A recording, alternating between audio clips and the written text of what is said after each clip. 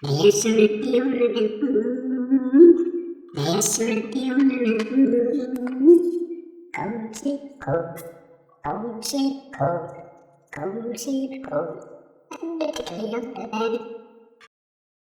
first taste of electricity. When I was 7, we moved to a new town, a new modern house. We only stayed for 8 months before moving again. All mod cons, an automatic telephone. You picked up the receiver and you would hear the operator ask, "Number, please." It wasn't necessary to turn the handle to call her. Amazing. One day, my folks had some neighbours in and were chatting away. Us kids were expected to skulk around, to be seen and not heard, while grown-ups talked amongst themselves. It was cold, and a 1 kilowatt electric fire was put on to warm the guests. The element, a wire wrapped round probably an asbestos core, burnt out, breaking somewhere along it. I said I could fix that and escaped to find something or other to repair it with. I came back with a scissors, all metal. There were no plastic handles in those days. As the grown-ups chatted away, I put the scissors through the grate of the fire, attempting to touch one blade of the scissors to each side of the break in the element, making a circuit. The jolt I got caused the scissors to touch the grill, blowing the fuse for the downstairs sockets. There were no fuses and plugs in those days. I'm afraid I got given out to for saying I could fix it and then breaking something else. There was no sympathy or concern for me. I could still walk and talk and was just a brat.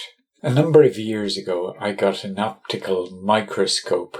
I think it's 300 times magnification, but it's out at work, so I can't easily check. I had a look at the prints on my index finger and some scrapings from my face and ears. I scared the crap out of myself. For a number of weeks, I was not willing to put my hands near my mouth and would put my hand in a polythene bag if I had to handle finger food. My sleep was even disturbed. I had opened Pandora's box. I would imagine people like Nikola Tesla and Howard Hughes had also done this in their day, but I managed to blank it rather than got obsessed. Philip Mason, aka Thunderfoot, has released a YouTube video recently. He uses one of these microscopes to show how little microbes can linger on your hands. He uses his little pinky, which I thought was very smooth and clean compared to my fingers. I had seen a video by BigClive.com called Amazing 10-volt Mercury Discharge UVc Lamp, and with the advent of this pandemic, I was curious to find out more. From what I could find, these lamps produce 254 nanometers UVc light, which is reported to kill bacteria, and although a virus is 100 times smaller, the frequency is also capable of damaging its RNA, disabling it from replicating following 10 seconds of exposure. This bulb also produces light at 185 nanometers, which splits O2 into single atoms. Some of these combine with other O2 molecules, forming O3, or ozone. This O3 is quite reactive and can harm bacteria, but you should also avoid breathing it. On the 3rd of March, I ordered 6 of these little 10-volt bulbs from Amazon, and also ordered 2 ozone-free USB chargeable lamps with a view to being able to expose air to this light prior to breathing it. On the 27th of March, I was notified by email that these 2 lamps had been dispatched from China, but Google knows when they will arrive. As for the bulbs, they arrived about the 25th, and after a few days, I figured I would do better to get the finger out, stop what I was doing, and build some DIY UVc wands. My intention in building these wands is not to use any specialized equipment.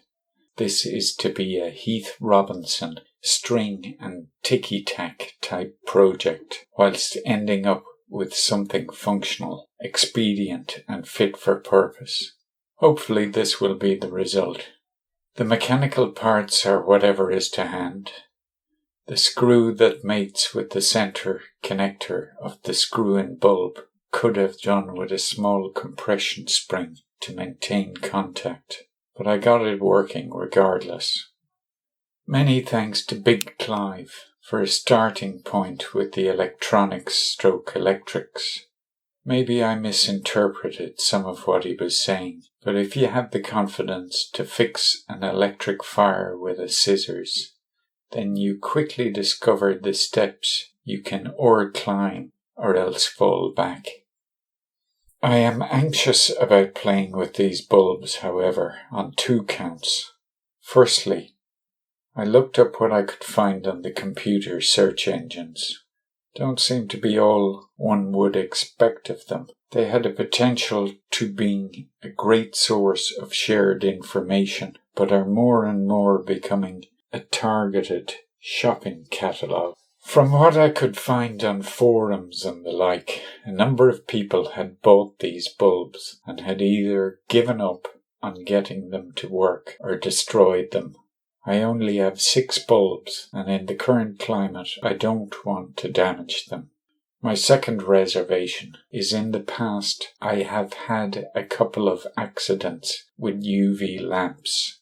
The first of these accidents, I may have referred to it in a previous video, I don't remember, but I was given a workshop above a shop for £1 a year rent.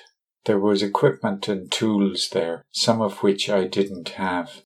I found a sun lamp there, one of those cheap orange plastic things for giving yourself a suntan. It was supposed to have a tape that you pull out so you are the right distance away. This was broken off. It should have had instructions on how to use it, also removed.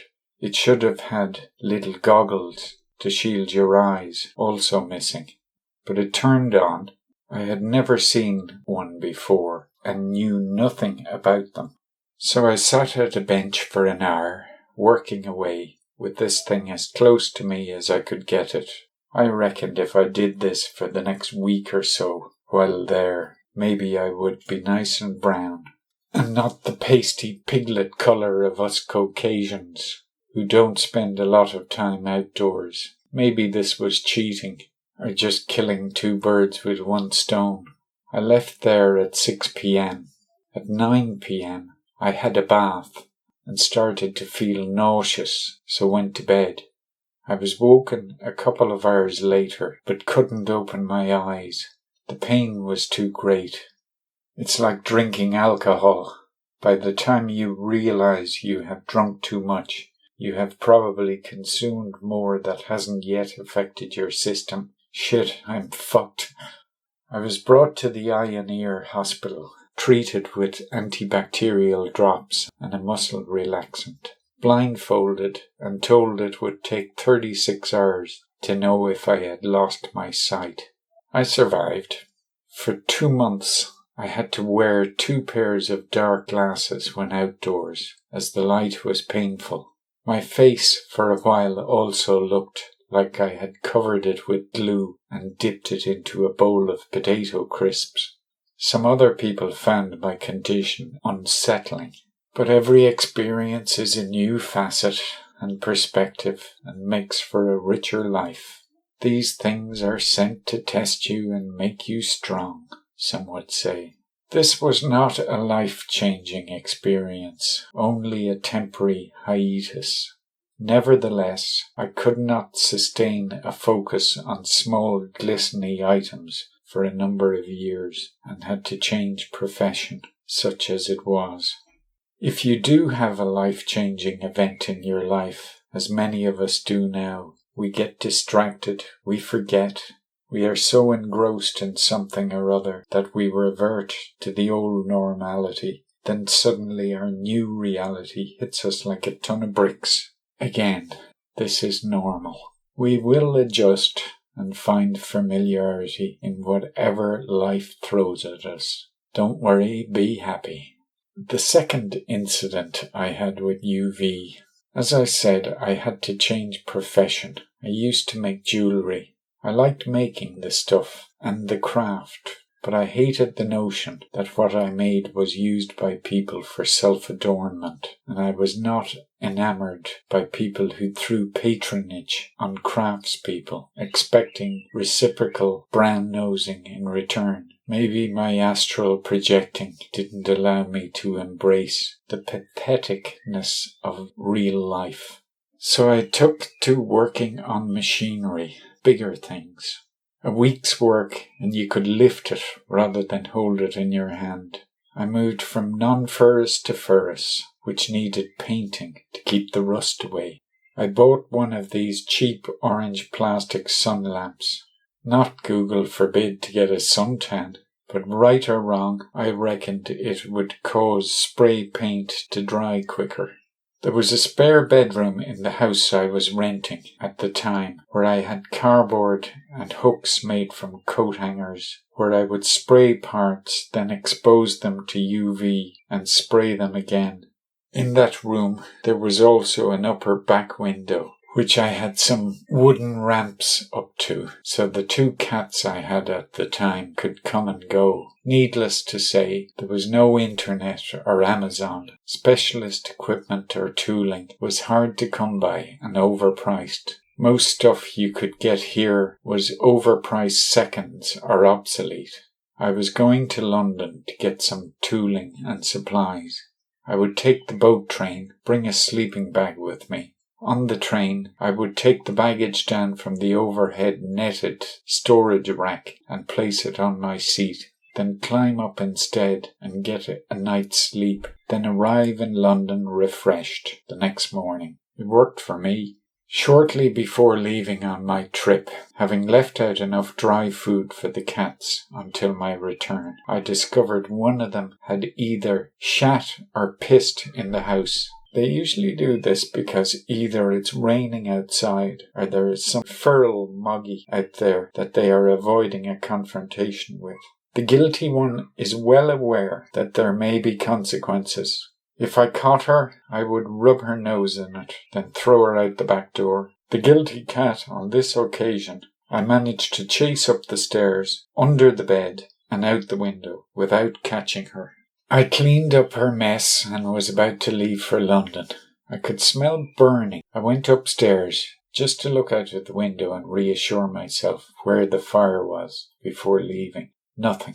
I turned around to see dim orange flames in a thick cloud of black as the synthetic carpet was on fire. The cat, escaping her punishment, had knocked over the sun lamp, simultaneously flicking on the switch, and it set fire to both the carpet and itself. Quickly, I had to sacrifice a First World War trench coat, which I used when riding my motorbike, to douse the fire. Still, no life lost, all forgiven and forgotten by the time I returned from London. Still, the reformed orange plastic from the sun lamp was used as a wall hanging until I vacated that house. Maybe there is someone out there thinking, Donald Christ, cut the crap, get on with how you powered the bulbs. What would I say to this fictitious person? Is there any point in responding? It would be pointless to attempt to discuss philosophy with a pet dog. With the world's current value system, so many people live and die without ever gaining any knowledge or understanding of what it is to be a sentient human being. Comparable to their potential, their whole lives amount to no greater than the life cycle of a maggot in a bucket of slop. Whether they get fat at the top of the bucket and crap on the other maggots or not, they all will die. Unfortunately, so many, egotistical and attempting to achieve success and recognition as they understand it, end up committing suicide if they don't succeed. I could elaborate and easily fill this whole video with this subject, but won't. Suffice to say, in the words of Zappa, we are the other people. We are the other people. You're the other people too. Find a way to get to you. At least I tried. Back to the build. Referring to Big Clive's Instructable, I wired up the bulb with a 24-volt trafo and circa 80 ohm of resistance. Nearly all the resistors I have are quarter or 1/5 of a watt. I do, however, have 33 ohm, 100 ohm, 330 ohm at 1 watt, and I think 220 ohm at 1.2 watt.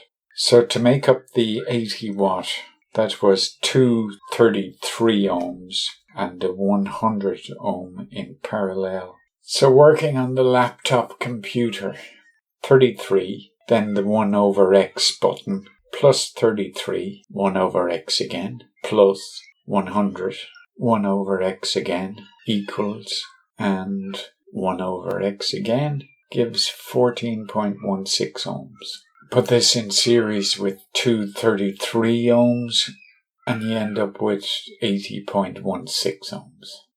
The bulb glows. I made a couple of circuit boards from strip board with clip-in fuses, 2 of these resistor circuits, and a half bridge to drive an on LED, because I could. I went home that evening, and at 9 p.m. the lockdown was announced, effective from midnight. 2-kilometre limit to travel, and my workshop is 11 kilometres away. I went to work, gathered what I thought I needed to finish this project in the garden shed, but did not collect any components. I did bring home some aluminium tape to use as a reflector. These ones are not designed, just knocked up out of whatever is to hand, in true Heath Robinson fashion, although he wasn't impeded by a lockdown. The plywood end plates, although cut on a router, were nevertheless offcuts from a different job. I had burnt some of them, had kept some as I felt they would come in handy for something. I would sometimes put one over the ways of a lathe when changing a chuck. On another day, had I not had the sticky-backed alu tape, I might have used foil and glue. Likewise, I could have made the reflector-stroke shield from papier-mâché around a mixing bowl or a football. I wired up the circuit to test it with a single bulb. The resistors were overheating. I got out my soldering iron and solder sucker to spread the voltage drop over more resistors. They would still overheat. I had 28-volt bulbs reading 42 ohms across the filament and tried 2 in series, being 84 ohms. They could heat and glow to their heart's content. I tried them. They shone bright, but the UVc light didn't turn on. I probably should have persisted, but was afraid of blowing the bulb. In use, much later on, I discovered that a cold bulb can take up to a minute to fire up. If I was beginning again, I would have the benefit of hindsight. I had about 150 IN4001 diodes in my toolbox and decided to use 2 lots in series back to back, 1 lot for the push and 1 for the pull. Each diode, I had always assumed, had a voltage drop of 0.7 of a volt. In reality, this value is load dependent and could be anywhere north of half this value. The voltage drop on a diode is also affected by temperature.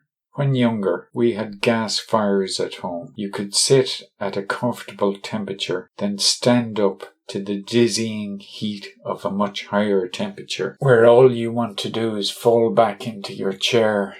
I had a Sinclair Spectrum with a breakout box with digital inputs, relay outputs, and A to D inputs. I wired up 2 diodes, high impedance, measured the voltage across them through the A to Ds, and used the Spectrum with a fan and tube to draw the hot air from the ceiling back to floor level by positioning the diodes at different heights. I do the same thing in my workshop now, where I have a wood-burning stove but use low-cost analog temperature sensors and a pick with A to D inputs to run the fans. I used ferrules to wire up 25 diodes in each direction. Each lot of push and pull diodes with the AC should halve the load on each, allowing them to be cooler. They seemed okay, but I found the current kept increasing. I needed to add more impedance after the bulb had fired up. I did not have a switch and contemplated borrowing one from the house to test the circuit. Instead, I made a fast-acting two-way switch from 2 thumbtacks and a spade connector with a piece of plastic from a bottle glued onto it. I wanted one of these anyway, which I would use in a later project. ...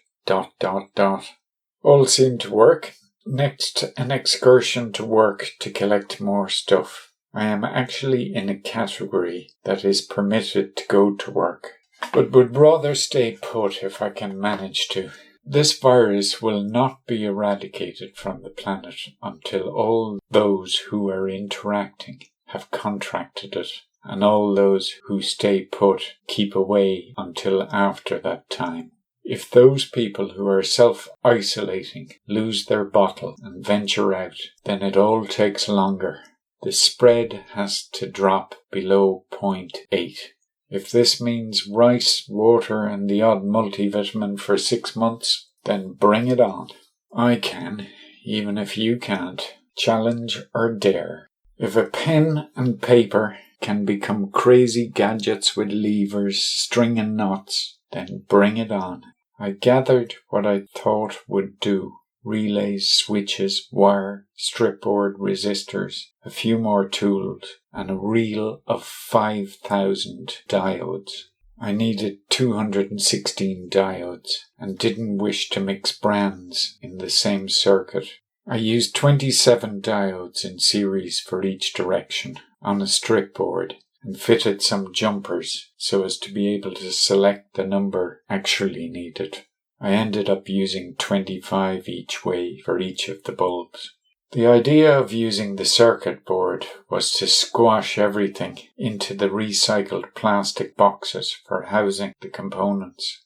When I built the zigzag arrangement for the diodes using ferrules, the diodes seemed to be cooler, whether the change of brand or the legs dissipating heat, but the diodes had to be finally mounted outside the enclosure as they got quite hot.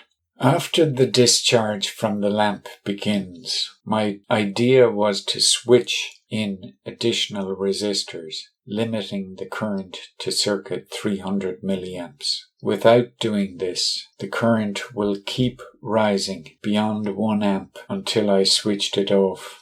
The additional resistance I found to be 8.25 ohms for one bulb and 6.19 ohms for the other. All resistors in parallel, of course, and then wired in series with the diodes. I sucked out the resistors from the first little circuit boards I made and added 2 extra diodes to make a full bridge to drive a double-pole, double-throw relay. I could have used an AC relay, which I think has a built-in half bridge, but I find they vibrate. The coils compress, increasing the vibration. The coil compresses more until it is eventually bobbing up and down like the clappers until it fails. So I cautiously charge up the 2 bulbs, hoping they will both get hot enough to discharge the gas inside, then turn on the relay, adding in the additional resistance, supplying each bulb with about 300 milliamps, where they should stabilize. Initially, I'm looking for about 700 milliamps before switching the resistors into circuit. There was too much variation in the characteristics of each bulb.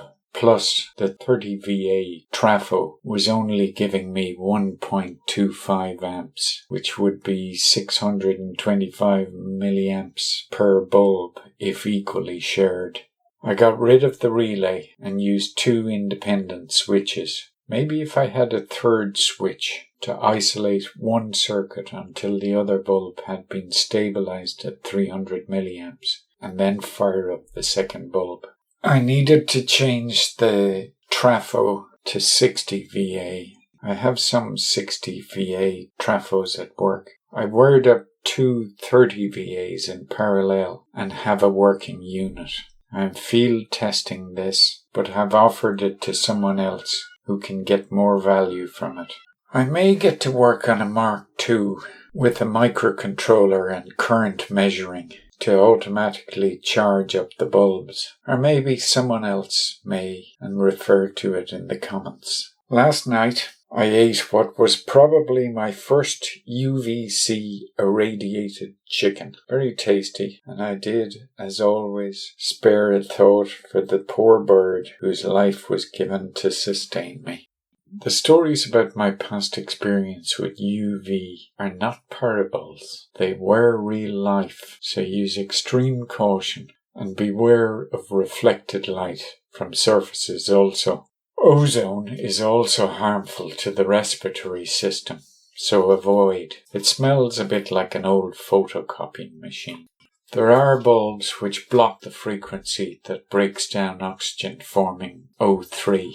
But these are not them. My thanks to Big Clive.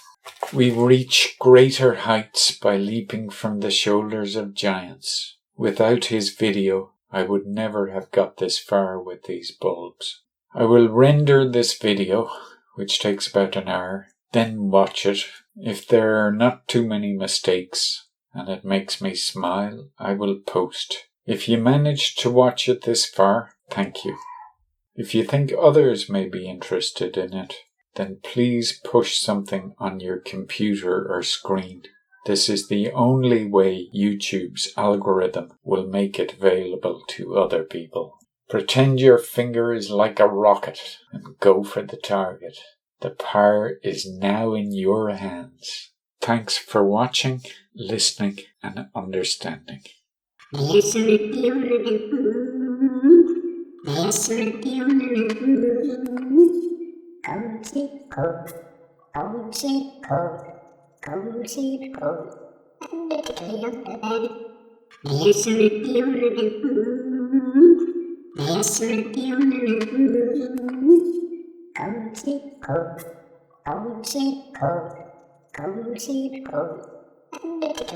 Cold.